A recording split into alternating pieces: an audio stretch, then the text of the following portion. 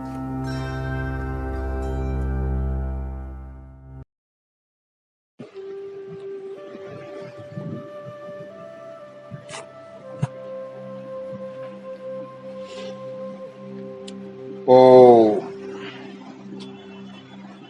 ओम ओम।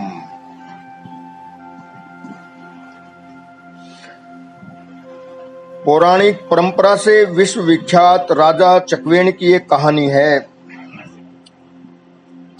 इसका वर्णन किसी प्रमाणित पुस्तक में तो नहीं मिलता, मगर मैंने सत्संग में सुना है और समाचार पत्र आदि में पढ़ा भी है। कई लोगों की भिन्न भिन्न मान्यताएं हैं।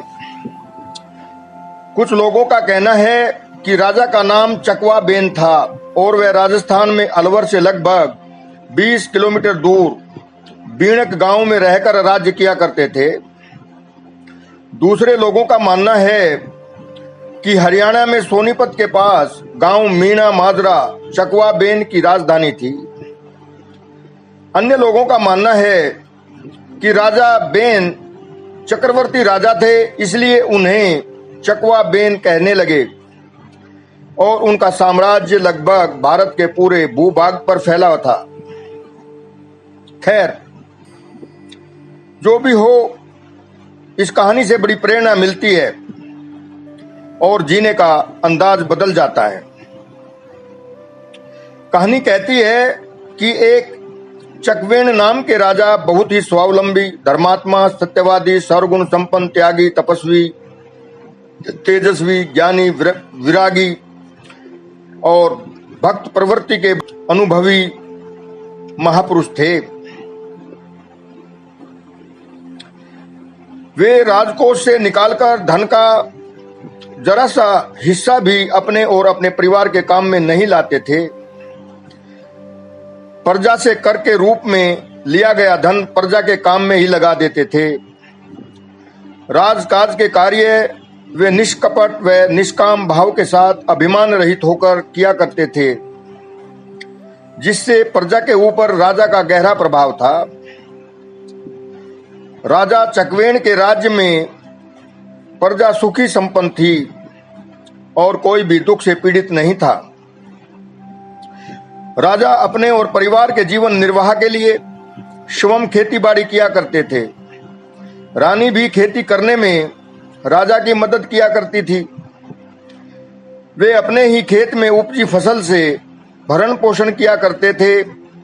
गन्ने से गुड़ बनाकर खाते, कपास की खेती से रुई पैदा करके उससे बने वस्त्र पहनते तथा फल फूल शाक सब्जी आदि श्रम की खेती से पैदा करके ही भोजन के काम में लेते। बहुत ही सादा जीवन था। राजकोष से धन न लेने के कारण रानी के पास आभूषण और अच्छे वस्त्र आदि भी नहीं थे। सादगी का जीवन तो था ही, साथ में राजकाज के कार्यों में भी समय देना होता था। इसलिए आवश्यकता अनुसार ही सोना होता था, आराम करना मिलता था। राजकाज और कृषि कार्यों के अतिरिक्त हरि भजन और परोपकार आदि के कार्य में समय बिताते थे, बिल्कुल एक सीधे सच्चे किसान की तरह। राजा सभी प्राणियों के प्रति दया, करुणा, ममता, प्रेम और समता का भाव रखते थे। सभी जीवों में परमात्मा का अंश समझकर प्रेम भाव से निष्काम सेवा किया करते। स्वावलंबी होने के कारण अपने शारीरिक काम भी स्वयं ही करते थे। अपनी सेवा में सेवक या राज्य कर्मचारी आदि नहीं रखते थे। सभी कार्य उत्साह, उमंग और धैर्य पूर्वक, निरासक्ति और निरहंकारिता के साथ किया करते थे। एक दिन राजा चकवेण के राज्य में बड़े भारी मेले का आयोजन था। उसमें देश प्रदेश के सभी स्थानों के लोगों का आना हुआ। जैसा मेलों में अक्सर भीड़ इकट्ठा हो जाती है, उस दिन भी रोज की तरह लोग राजा रानी के दर्शन करने को आए। राजा के पास पुरुष और रानी के पास स्त्रियां पहुंच गई। रानी के दर्शन को जो स्त्रियां पहुंची थी, उनमें कुछ स्त्रियां अपनी अपनी नौकरानी के साथ महंगे महंगे वस्त्र आभूषणों से सज्जित होकर गई थी जो धनी परिवारों से थी। अब रानी तो एकदम साधारण सी और साधारण से भी साधारण वस्त्र पहने हुई थी। उन अमीर नारियों ने मुंह पिचकाकर मुंह बनाते हुए रानी से ताना मारा कि रानी तो क्या, हमारी नौकरानी भी ऐसे वस्त्र नहीं पहनती। देखो रानी जी, हमारी नौकरानी दासियां भी कैसे सुंदर सुंदर वस्त्र आभूषणों से सज्जित हैं। आप तो रानी हो, आपको किस बात की कमी? आपको तो हमसे भी बढ़ चढ़कर पहनना चाहिए था। हम तो रानी जी आपकी दासियों जैसी ही हैं। राजा साहब आपके स्वामी हैं, आपको तो सिर्फ इशारा करने की जरूरत है। राजा साहब आपके लिए हमसे भी ऊंचे महंगे गहने वस्त्र आदि की व्यवस्था कर देंगे। आप हमारी रानी हैं, हम आपको इस हाल में देखकर दुखी होती हैं। ऐसे पहनावे तो भिखारिन भी नहीं पहनती। हम आपको एक रानी जैसी ही सजी धजी देखना चाहती हैं। इस प्रकार वे स्त्रियां रानी के दिलो दिमाग पर गहरा प्रभाव छोड़कर रानी के चित्त को चंचल करके चली गई। अब रात्रि के समय राजकाज निपटाकर जैसे ही राजा घर में लौटे तो रानी ने धनी परिवार से आई हुई स्त्रियों से हुई घटना को सुनाते हुए अनुनय विनय किया कि आप तो राजाओं के भी राजा हो, मेरे लिए सब महंगे वस्त्र आभूषणों का प्रबंध करवा दीजिए। राजा असमंजस में पड़ गया कि प्रजा के धन को अपने ऊपर खर्च करने से मन बुद्धि चित्त विकृत हो जाते हैं। मैं कैसे राजकोष से धन अपने लिए उपयोग करूं? मैं तो राजकोष को छूता तक नहीं, मगर ऐसा कहना रानी को भाया नहीं। वैसे तो रानी भी उच्च कोटि की पवित्र पावन नारी थी, परंतु नारी के पास जो धनी परिवारों की स्त्रियां आई थी वो बहुत गहरा प्रभाव अपने वस्त्र आभूषणों का छोड़ गई थी। इसलिए रानी ने पुनः अनुरोध किया कि चाहे जो भी जैसे भी हो, एक महाराजा होने के नाते अपनी रानी के लिए बहुमूल्य वस्त्र आभूषणों का प्रबंध करना ही होगा। अब राजा राजकोष को तो छूने वाले थे नहीं, मगर एक युक्ति सोची कि अपने सम्राट होने के कारण मैं दुष्ट दुराचारी अत्याचारी और बलवान राजाओं से कर वसूल सकता हूं। ऐसा सोचते हुए राजा ने अपने अधीनस्थ राज्यों का कामकाज देखने वाले एक मंत्री को बुलाकर आदेश दिया कि आप राक्षस राज रावण के पास जाकर 1.25 मन सोने का कर देने के लिए कहो कि राजा चकवेण का आदेश है।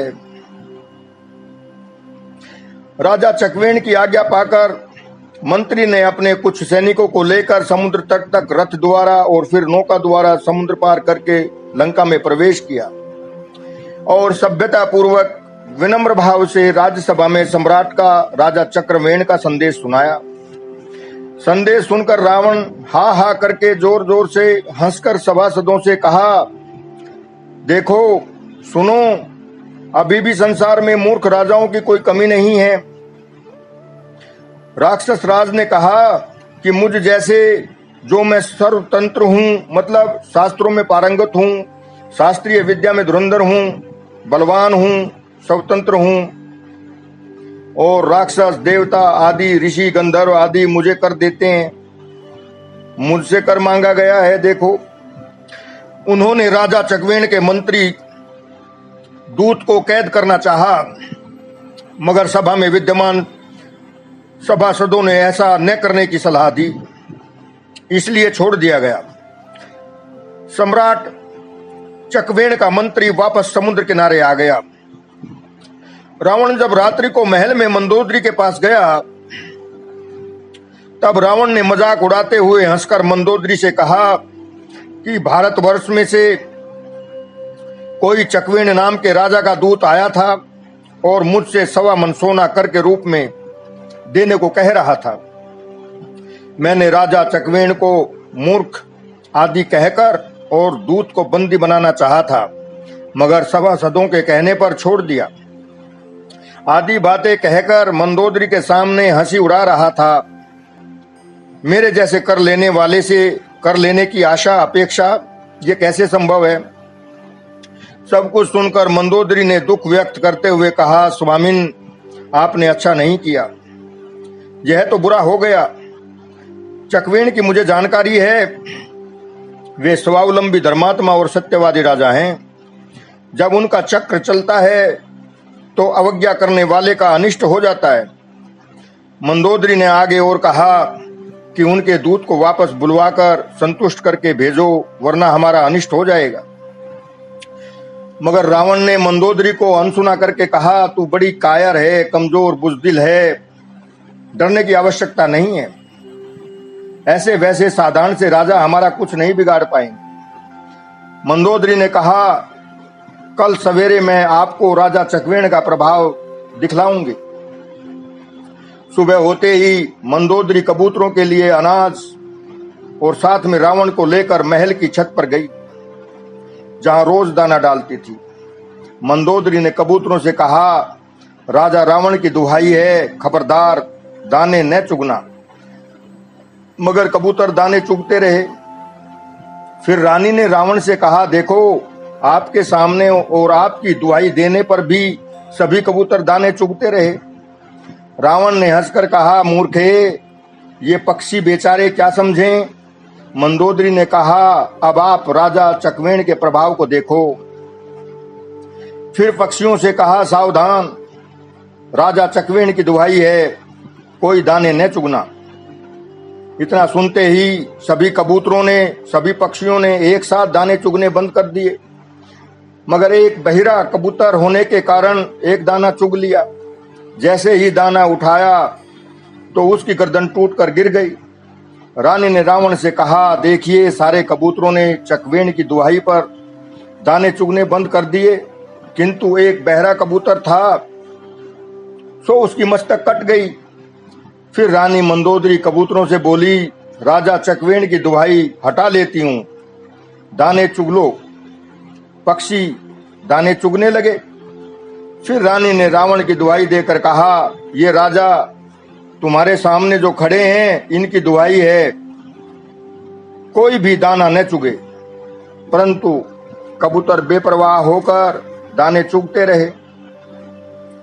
मंदोदरी ने इस प्रकार से जब रावण को राजा चकवेण का प्रभाव उनकी अनुपस्थिति में भी दिखाया तो रावण ने कहा, रानी, ऐसा लगता है इसमें तुम्हारी कोई चाल है, धोखा है, माया है, छल है, वरना ये बेचारे पक्षी कबूतर क्या समझे। इस प्रकार रावण टाल मटोल कर राजसभा को चला गया।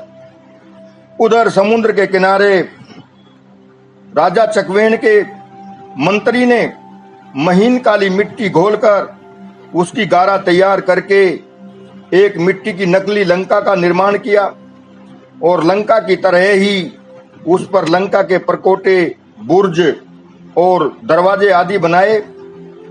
परकोटे के चारों तरफ कंगूरे भी काटे गए।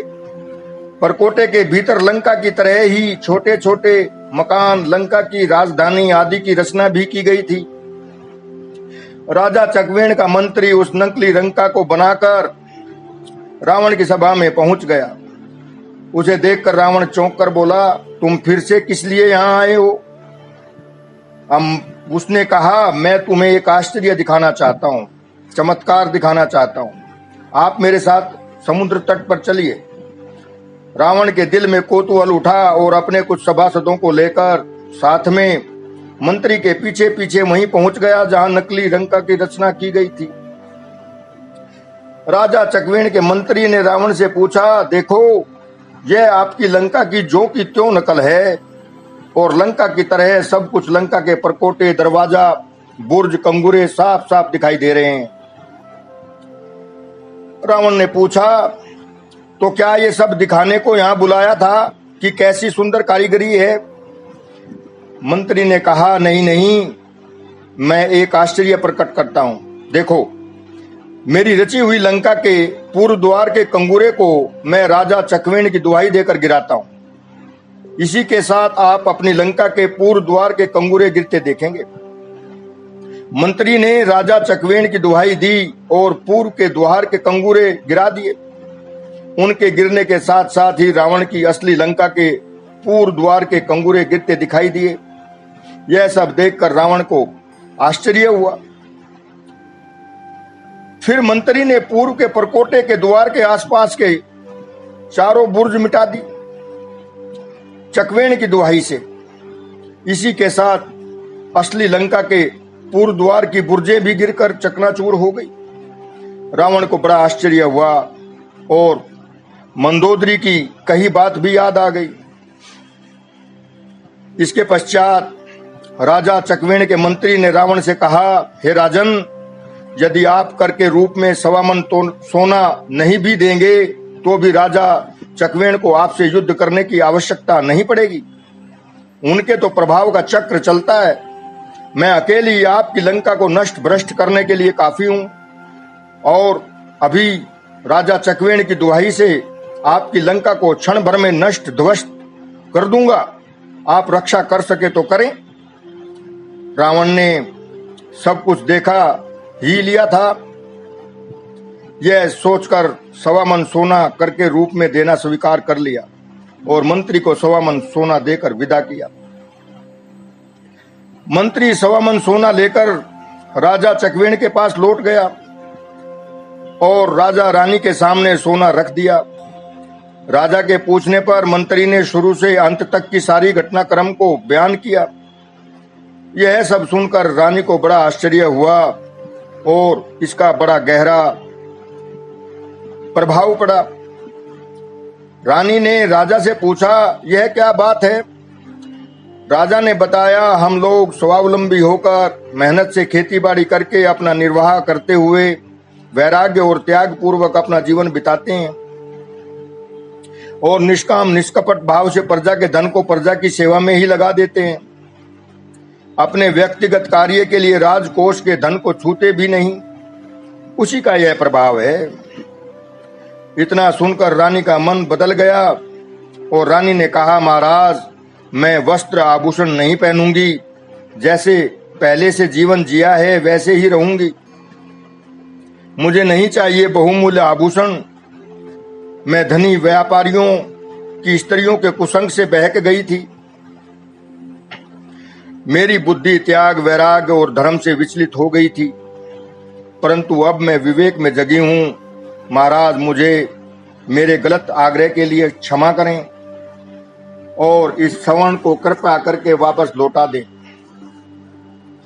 राजा चकवेण ने अपनी रानी की बात मानकर मंत्री से कहा कि रानी पर धनी स्त्रियों के कुसंग का असर श्री प्रभु की कृपा से हट गया है।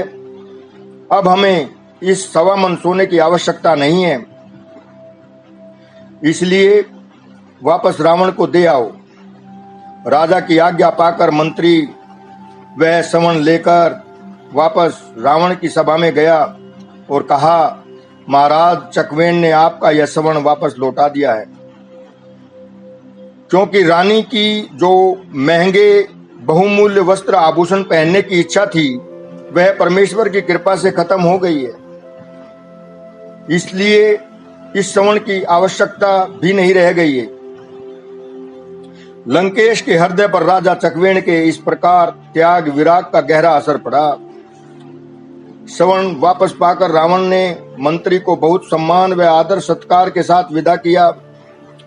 राजा चकवेण की महानता का असर मनुष्य, पक्षी, ऋषि, मुनि, राक्षस, किन्नर, देवता, पशु पक्षी आदि सभी पर था, यक्ष आदि पर था। इस कहानी से शिक्षा के कई पहलू सीखने को मिलते हैं। जैसे बिना किसी आशा अपेक्षा के निष्काम निष्कपट भाव से अपने अपने धर्म, अपने अपने वर्ण के अनुसार कार्य करना चाहिए। सत्यता और स्वावलंबन के साथ अपनी जीविका चलानी चाहिए। दूसरों के आलंबन से या परजीवी बनकर जीवन निर्वाह करने जैसा घृणित कार्य नहीं करना चाहिए। पूरी ईमानदारी से और बिना झूठ कपट बेईमानी किए सारा जीवन यापन करना चाहिए। जैसे राजा ने श्रवण लौटा दिया, ऐसे ही कम में भी संतुष्ट रहना आना चाहिए। जब तक शरीर स्वस्थ है अपनी सेवा स्वयं करनी चाहिए। जिन्हें अपना कल्याण चाहिए वे अपने आश्रित होकर जीवन जिएं। आवश्यकता से अधिक सोना खाना नहीं चाहिए। व्यर्थ समय नहीं गंवाना चाहिए। परोपकार के कार्य हमेशा करते रहना चाहिए। आलसी, प्रमादी, निकम्मा नहीं रहना चाहिए। व्यक्ति को नास्तिक, परावलंबी या पर आश्रित, निकम्मे, नीच, आलसी, प्रमादी, पापी, नशाखोर, दुर्व्यसनी आदि का कुसंग भूलकर भी नहीं करना चाहिए। जीवन बहुत मूल्यवान है, इसलिए काम, क्रोध, लोभ, मोह, मद, द्वेष, राग, भय, उद्वेग आदि दुर्गुणों से रहित होकर ध्यान भजन करें। विवेक, वैराग्य, त्याग, तपस्या के साथ संयमित होकर सत्संग, स्वाध्याय में ही जीवन व्यतीत करना चाहिए। करुणा भाव के साथ निरासक्त होकर प्यार और सेवा यथा योग्य करनी ही चाहिए। आप सभी महात्मा ही तो हैं। इसी के साथ मैं अपनी वाणी को विराम देता हूं और आपको हृदय तल से साधुवाद देते हुए आपके हृदय में विराजमान परमेश्वर को नमस्कार।